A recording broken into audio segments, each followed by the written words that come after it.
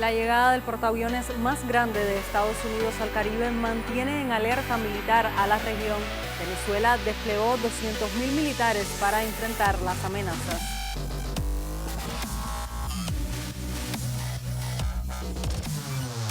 Candidatos a las presidenciales de Chile cierran sus campañas a pocos días de la primera vuelta de elecciones.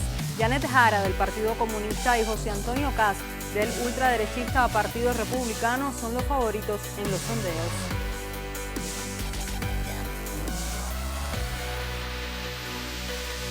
Israel anunció la apertura permanente de un paso fronterizo en el norte de Gaza para permitir la entrada de ayuda humanitaria, mientras en el Parlamento israelí aprueban proyecto de ley que permitiría aplicar la pena de muerte principalmente a palestinos.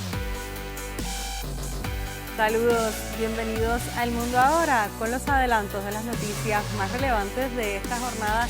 Ya comenzamos, acompáñenos durante los próximos 27 minutos de programa.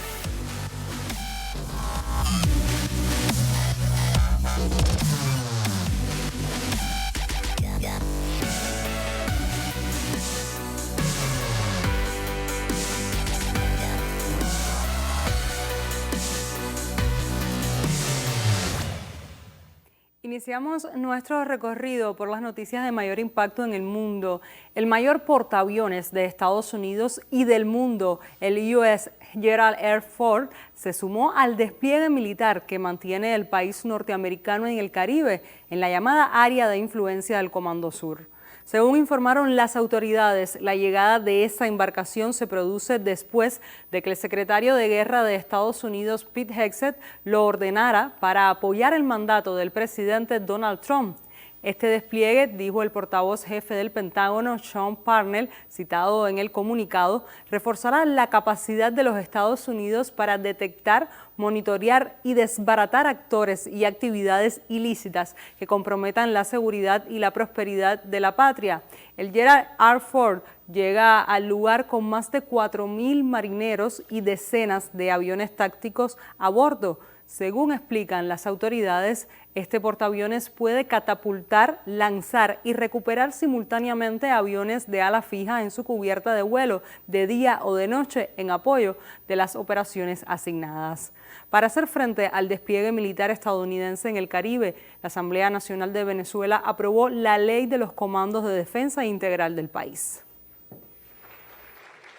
En consecuencia, queda aprobada por mayoría calificada, calificadísima diría yo, y se declara sancionada la Ley del Comando para la Defensa Integral de la Nación y se remite al Ejecutivo Nacional a los fines de su promulgación de acuerdo con lo consagrado en el artículo 213 de la Constitución de la República Bolivariana de Venezuela. Sírvase, por favor, ciudadana secretaria, realizar los trámites correspondientes a los efectos de remitirlo al ciudadano presidente constitucional de la República Bolivariana de Venezuela, ciudadano Nicolás Maduro Moro.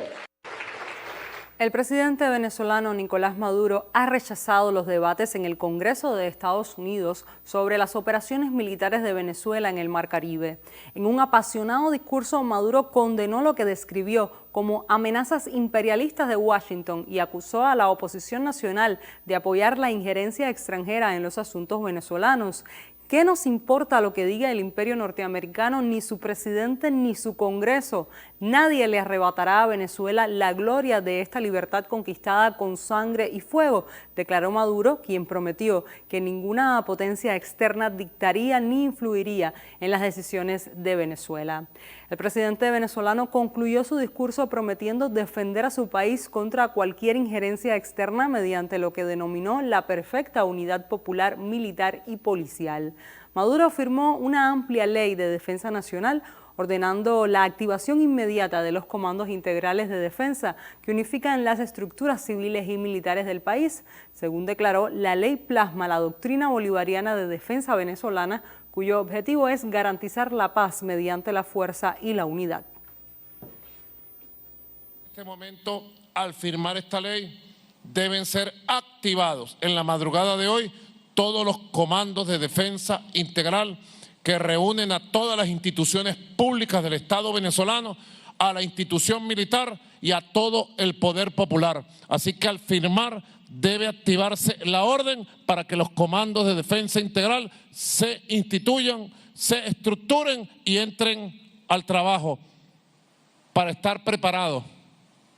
Si nos tocara como república, como pueblo, ir a la lucha armada para defender esta sagrada herencia de los libertadores y libertadoras, estar listos para ganar, para triunfar por el camino del patriotismo y la valentía. Así que procedo a firmar y a ponerle el ejecútese a la ley de la creación de los comandos de defensa integral a nivel nacional. A propósito, el gobierno de Chile expresó este miércoles también su profunda preocupación ante el despliegue de operaciones militares de gran escala en el Caribe.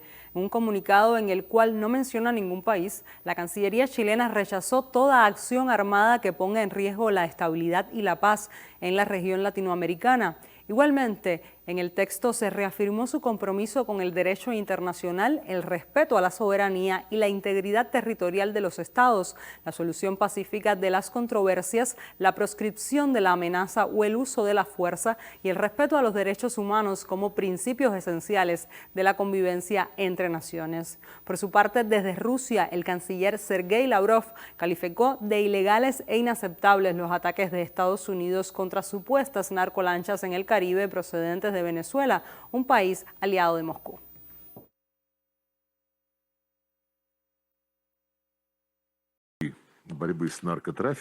Con el pretexto de combatir el tráfico de drogas, están destruyendo embarcaciones que, según ellos, transportan drogas sin juicio ni investigación alguna. Y no solo sin juicio, sino sin presentar ningún hecho a nadie. Así es como actúan en general los países sin ley, así como aquellos que se consideran por encima de la ley. En este contexto, el presidente de Colombia, Gustavo Petro, ordenó el cese de la cooperación en inteligencia con las agencias de seguridad estadounidenses. El mandatario informó la decisión a través de un mensaje en su perfil oficial de X, que señala que la medida persistirá mientras se mantenga el ataque con misiles a las lanchas en el Caribe. El mensaje de Petro agregó que la lucha contra las drogas debe subordinarse a los derechos humanos del pueblo caribeño. A esta decisión también se sumó Reino Unido. Según la CNN, Londres decidió hace un mes dejar de compartir información de inteligencia con Estados Unidos sobre el presunto narcotráfico en el Caribe, pues no desea ser cómplice de ataques militares estadounidenses y considera que dichas operaciones son ilegales. Canadá también se sumó a esta decisión. Estados Unidos lidera una ofensiva contra Venezuela que no solo incluye una andanada de acusaciones sin sustento contra el gobierno del presidente Nicolás Maduro, sino también una guerra psicológica que busca generar miedo y zozobra entre la población. El economista Luis Salas ha advertido que esa campaña es orquestada mediante un despliegue mediático que intenta instalar su discurso en la opinión pública hasta normalizar el uso de términos peyorativos hacia el país suramericano o la supuesta inminencia de un ataque que ponga en vilo la seguridad nacional. Aparece o sobreviene un escenario, digamos, de acoso militar inédito, ¿no? Que por supuesto también tiene efectos psicológicos, tiene efectos sobre la economía, porque cuando tú estás en un país que puede estar bien económicamente o en todo caso puede estarse recuperando, como viene siendo el caso de la economía venezolana, si se pone en una situación prácticamente de preguerra, de acoso, de bloqueo, eso va a tener efectos sobre sus relaciones comerciales, tanto internas como externas, y ese es el escenario que tenemos actualmente. Frente a este asalto, Venezuela ha desarrollado sus propias estrategias de resistencia comunicacional. Medios comunitarios, periodistas, ciudadanos y plataformas digitales soberanas buscan romper el cerco mediático, mostrando la realidad que los grandes medios ocultan. Además de la amenaza por mar, el Departamento de Guerra estadounidense ha comenzado a enviar fuerzas terrestres a realizar entrenamientos en la selva de Panamá por primera vez en décadas. De acuerdo con un funcionario del Pentágono, Washington ha enviado a soldados e infantes de Marina estadounidense a completar un programa de entrenamiento en la base aeronaval Cristóbal Colón, que aunque por ahora es de alcance relativamente pequeño, se espera que intensifique en el 2026. Esta sería la primera vez en más de 2 décadas que el ejército estadounidense envía tropas convencionales a un entrenamiento en la selva panameña. El Comando Sur de Estados Unidos ya había informado el pasado 4 de noviembre sobre entrenamientos conjuntos entre tropas estadounidenses y panameñas, centrada en preparar a los soldados para sobrevivir y prosperar en ambientes selváticos. Ante este escenario, el ministro de Defensa de Venezuela, Vladimir Padrino López, aseveró que la paz en el Caribe está siendo amenazada por medio de una mentira que habría sido construida en el Departamento de Estado de Estados Unidos. El titular de Defensa venezolano acompañó su mensaje en Telegram de un video donde abundó sobre sus pareceres acerca del tema. Somos amantes de la paz, amamos profundamente la paz. No queremos guerras ni aquí ni en ninguna parte del mundo. Pero si llegan a tocar a Venezuela, bueno, aquí no van a conseguir. Pásense por las calles, pásense por los cuarteles, pásense por las comunas, pásense por las unidades comunales de milicia. Y ahí verán un pueblo determinado a defender esta patria hasta la muerte. De todo lo que es el suministro, el orden interno, la protección de los servicios básicos, misilísticos, de todo tipo. Es decir, por eso hemos llamado una fase superior o de gran escala a nivel nacional. Así que nosotros, la Fuerza Armada Nacional Bolivariana, así que bueno, hay un rechazo unánime mundial en contra de la agresión imperialista y en contra de la pretensión de los Estados Unidos de mantenerse como hegemón del mundo, como policía del mundo.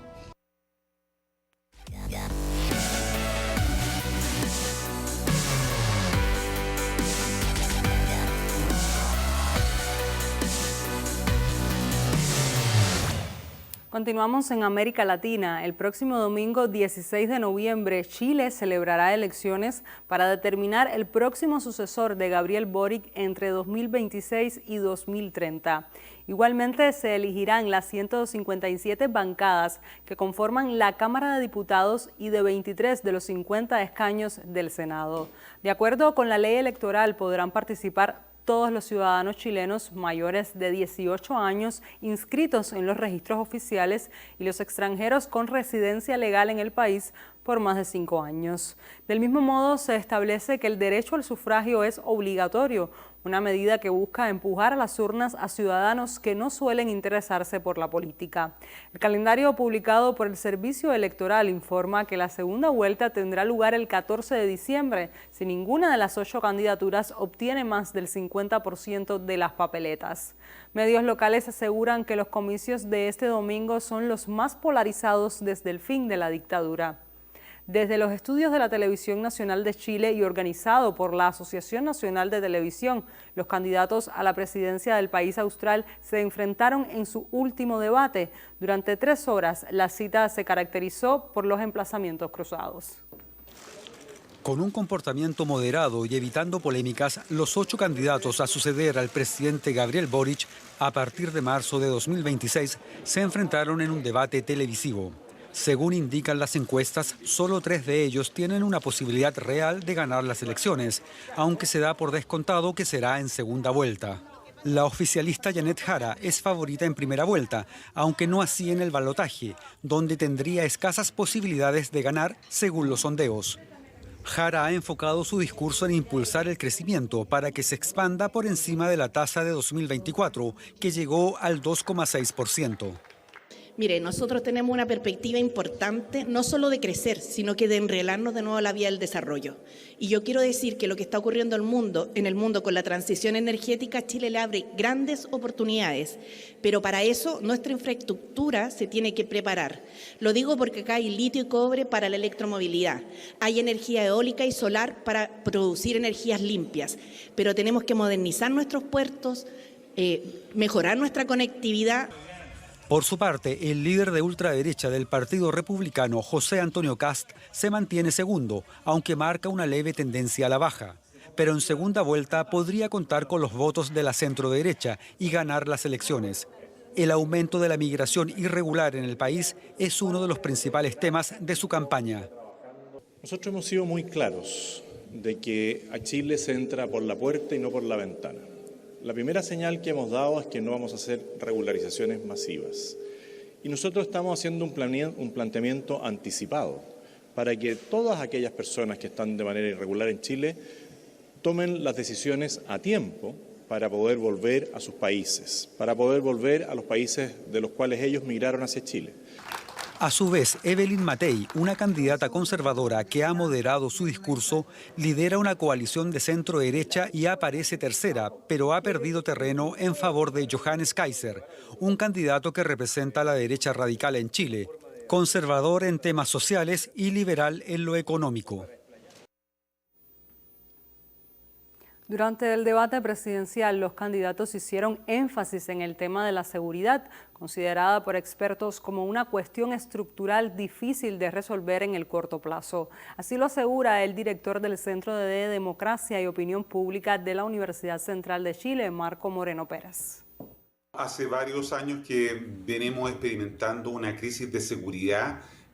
A pesar de los esfuerzos que ha hecho la actual administración del presidente Gabriel Boric, probablemente el gobierno que más legislación ha impulsado para enfrentar el problema, estamos frente a una cuestión más bien estructural, difícil de resolver en un corto plazo. Por lo tanto, el tema forma parte de la agenda presidencial y por eso que los candidatos ayer en el último debate organizado por todos los canales de televisión en el país pusieron especial énfasis en este tema, ¿no? Y es donde, de alguna manera, si bien es cierto, todos plantean un conjunto de medidas que pueden ser distintas, convergen en el objetivo común de que hay que hacerse cargo de una problemática que tiene que ver no solamente con, como se ha planteado por parte de algunos candidatos que han planteado el tema de la seguridad desde la perspectiva de la securitización de la migración, sino que tiene que ver con un fenómeno mucho más amplio relacionado con el tema de la falta de oportunidades, el lento crecimiento de la economía, temas educacionales y por lo tanto, evidentemente, esto fue lo que logró captar la atención porque es probablemente una de las temáticas que más preocupan hoy día a los chilenos y las chilenas. Los dos favoritos para ganar las elecciones presidenciales del domingo en Chile, la izquierdista Janet Jara y el ultraderechista José Antonio Kast, celebraron sus cierres de campaña con dos actos masivos. Ambos han congregado a miles de personas y se han presentado como la mejor opción.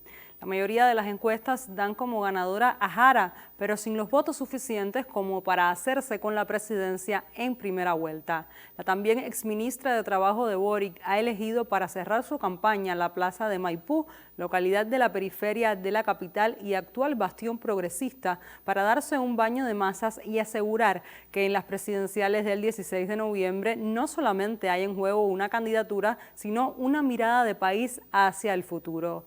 La mayoría de los sondeos colocan a Kast como segundo, pero las últimas encuestas muestran cómo ha ido perdiendo apoyos y cada vez está más cerca del otro ultraderechista de la contienda, el libertario Johannes Kaiser, y la candidata de derecha tradicional Evelyn Matei. Somos nosotros y no otros los que tenemos la mejor opción para derrotar a esa izquierda y llegar al poder el 11 de marzo, ha asegurado Kast, que ha elegido para su cierre de campaña el recinto de espectáculos Movistar Arena en la capital. Tanto Jara como Kast celebrarán actos pequeños hasta el jueves, cuando oficialmente acabe la campaña. Hay otros 4 candidatos que aspiran a suceder a Boric, pero que apenas tienen posibilidades y que ya han cerrado o irán cerrando sus campañas en los próximos días. ¿Pero quiénes son los favoritos para ganar y cuáles son sus perfiles? Aquí te contamos lo que dicen las encuestas. Los chilenos elegirán entre 8 candidatos inscritos a nivel nacional para elegir a su próximo presidente, en un proceso electoral en el que no puede participar Gabriel Boric por impedimento de la Constitución del país. Según la encuestadora Agencia Criteria, la candidata de izquierda Janet Jara encabeza la carrera con un 27% de las preferencias. Alrededor de Jara se han reunido las diversas izquierdas y partidos progresistas, incluido el Frente Amplio de Gabriel Boric, en lo que se ha llamado Pacto Unidad por Chile. En segundo lugar le sigue el candidato de extrema derecha, José Antonio Kast, con 23%, mientras que el también derechista Johannes Kaiser se posiciona en tercer lugar con 15%. Otros candidatos como Evelyn Matthei, Harold May Nichols, Marco Enrique Sominami y Eduardo Artés también competirán este 16 de noviembre.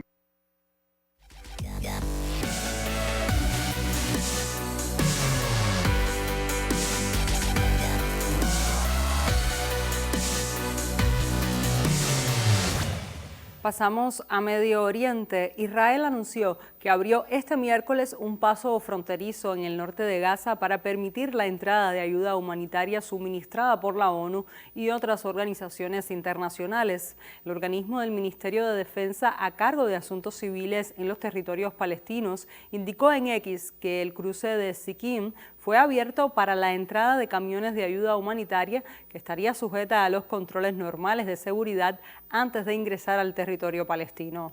El Programa Mundial de Alimentos de la ONU afirmó que en octubre que no había podido recoger cargamentos en el norte de Gaza desde que el cruce fue cerrado el 12 de septiembre. Los controles israelíes de seguridad y las restricciones para la entrada de un amplio número de bienes dificultan el envío de ayuda a Gaza, según los trabajadores humanitarios. En medio de un frágil alto el fuego en la franja de Gaza, más de 588.000 palestinos han comenzado a regresar a sus hogares, según informó Naciones Unidas. Muchos lo hacen entre ruinas hacia lugares que carecen de comida, atención sanitaria, educación y un techo seguro. Mahmoud Ayoub se prepara para regresar a la ciudad de Gaza. Sabe que allí no hay mucho. Su familia fue desplazada varias veces durante la guerra. Ahora abandona su residencia temporal en el centro de Gaza para ir a ver cómo está su casa. Es consciente de lo que le espera. Cuando anunciaron otro alto al fuego, regresamos a Gaza y encontramos nuestra casa aún más destruida. Seguimos limpiando y ordenando, pero en Gaza no hay vida, no hay agua potable ni agua salobre. No hay alguna vida ahí. La carretera costera atraviesa la devastación. Barrios enteros de la ciudad de Gaza están irreconocibles. Según la ONU, en Gaza hay unos 61 millones de toneladas de escombros que deben ser retiradas, lo que podría llevar hasta 30 años. ¿Lo ven? Ni siquiera hay camino para llegar a casa. ¿Ven cómo las calles están bloqueadas y destruidas? No hay excavadoras para retirar estos montones de escombros. La situación no es solo desalentadora, también es peligrosa. Bajo los escombros podría haber proyectiles sin detonar. El departamento de Ayoub está situado en Sheikh Radwan, un barrio al norte de la ciudad de Gaza. El ejército israelí sigue manteniendo el control apenas algunas manzanas más al norte y al este, lo que significa que no todo el mundo puede volver a casa, como explica este joven. No podemos ir al campamento de Jabalia porque está en la zona amarilla. Si vamos allí moriremos, nos bombardean y nos disparan. No podemos llegar a nuestras casas, es imposible. Han hecho esta tregua para nada. Mientras esta situación se da en Gaza, en Israel, el Parlamento decidió con 39 votos a favor y 16 en contra aprobar en primera lectura un proyecto de ley que permitiría aplicar la pena de muerte a supuestos terroristas. El proyecto, cuyo promotor es Poder Judío, el partido del ministro ultraderechista Itamar Ben-Gvir, prevé aplicar la pena de muerte a aquellas personas clasificadas como terroristas por Israel que causaran la muerte de un ciudadano israelí por motivos de racismo u hostilidad hacia la población, con el objetivo de perjudicar al Estado de Israel y la resurrección del pueblo judío en su tierra, informa el Knesset en un comunicado.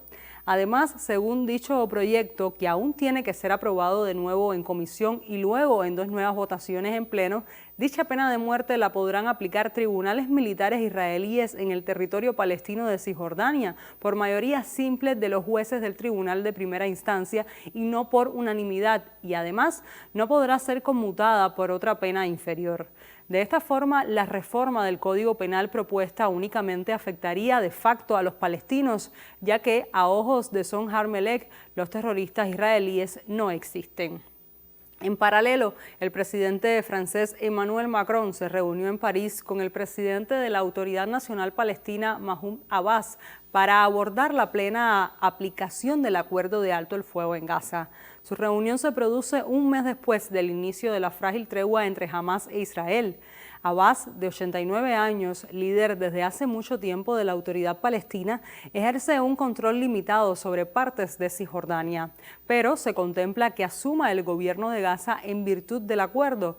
Los dos líderes discutieron los planes israelíes de anexión en Cisjordania, que Macron describió como una línea roja. Según el Palacio del Eliseo, se trata de la primera visita del presidente del Estado de Palestina y es la continuación del reconocimiento oficial por Francia de un Estado palestino en las Naciones Unidas. Tras la reunión, el mandatario francés anunció que Francia crearía un comité conjunto con la Autoridad Nacional Palestina para redactar la nueva constitución del Estado palestino. Abbas afirmó que estaba de acuerdo con la rápida creación del Comité Constitucional. Escuchemos las declaraciones. Ce comité sera chargé de travailler sur tous les aspects juridiques, constitutionnels, institutionnels et organisationnels.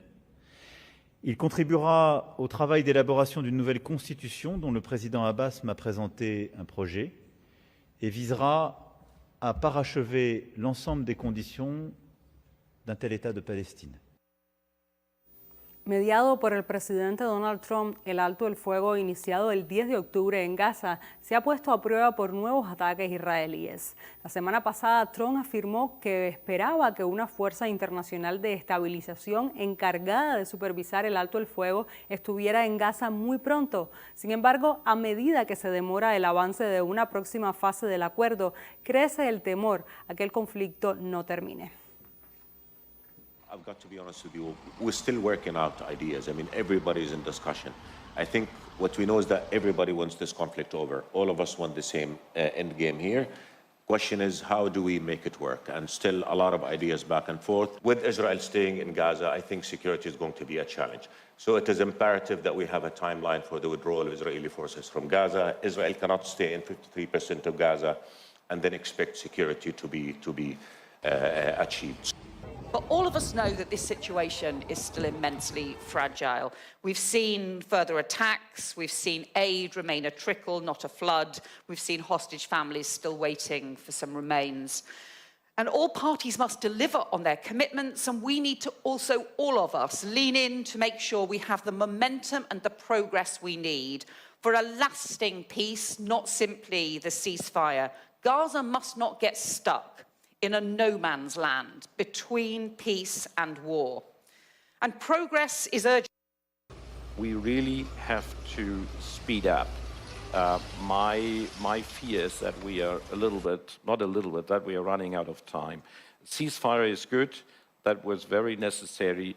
We needed a surge of humanitarian aid, as I said before, but we really need to fill the vacuum within the Gaza Strip for security, for administration, and we really have to do that as soon as possible in order to avoid that Hamas is again taking over, I would say, power in the Gaza Strip, and that, of course, could be again a motivation for Israel to once again use military force, and that, of course, is not the way ahead.